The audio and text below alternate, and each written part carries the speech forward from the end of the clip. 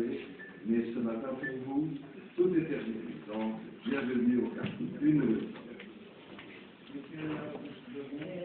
Bonjour, merci d'avoir accepté l'invitation de la Commission de l'Affaires étrangères pour présenter cette conférence de presse à l'occasion de la sortie du livre Iran, l'art du choix.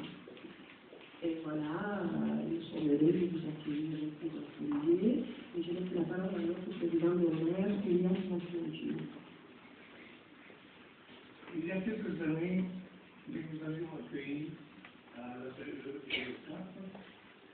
d'autres locaux.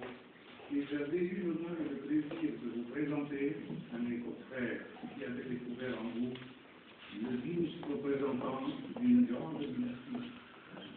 Aujourd'hui, au-delà des titres royaux qui sont les vôtres, je préfère saluer en vous le patriote de la famille. Quand le livre que vous allez vous présenter marque les changements et les évolutions au niveau de votre action et de votre personnalité. Oui, le monde a changé, l'Iran aussi, et vous ne cessez pas de le marteler dans cet ouvrage qui est en même temps un constat, un programme d'action et un message.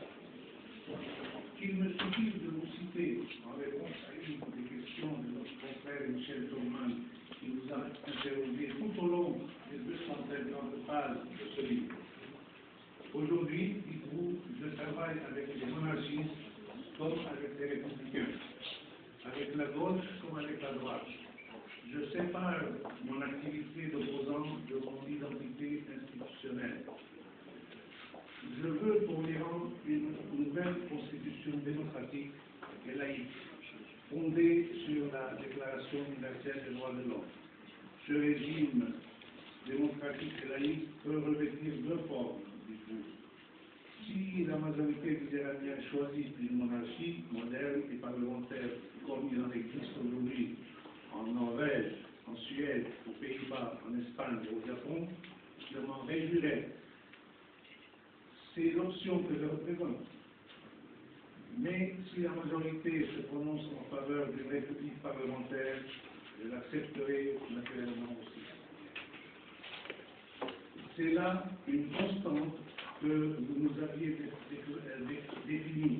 C'est là une constante que vous aviez définie lors de votre visite précédente chez nous. Cette fois-ci, votre livre intitulé L'heure du choix, vous présentez une feuille de route, le mot est à la mode, des lignes directrices de votre action et plaider pour un Iran tourné vers l'avenir. Dans vos propos que vous pourrez lire ici, vous lancez, Reza Pahlavi, un véritable appel à la communauté internationale.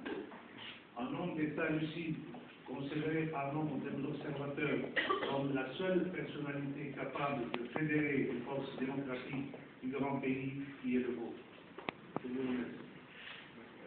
Je voudrais vous dire que Reza Pahlavi va faire un préambule en langue anglaise. Après quoi, nous pourrons passer aux questions-réponses. La priorité absolue étant donnée aux journalistes. Et avant d'oublier, s'il vous plaît, éteignez vos portables, ce serait plus agréable pour nous. Merci infiniment. Et je peux la faire aussi en français si vous préférez, je ne sais pas. Alors, mesdames et messieurs, bonjour, merci pour votre accueil. Je tiens avant tout à remercier l'association de la presse étrangère ainsi que le CAP pour organiser cette rencontre. Je suis en train de traduire mon texte en français. Alors, si vous permettez, avant d'arriver à votre question-réponse, juste une brève statement. Donc, je suis, comme vous l'avez expliqué, ici à Paris cette semaine pour parler de la publication de mon nouveau livre Iran, l'heure du choix, et aussi pour des rencontres que j'ai quotidiennement et d'habitude avec les compatriotes qui sont actifs ici en Iran. Donc, au fait, cette dernière semaine, nous avons pu le lancer d'un missile satellite par le régime islamique.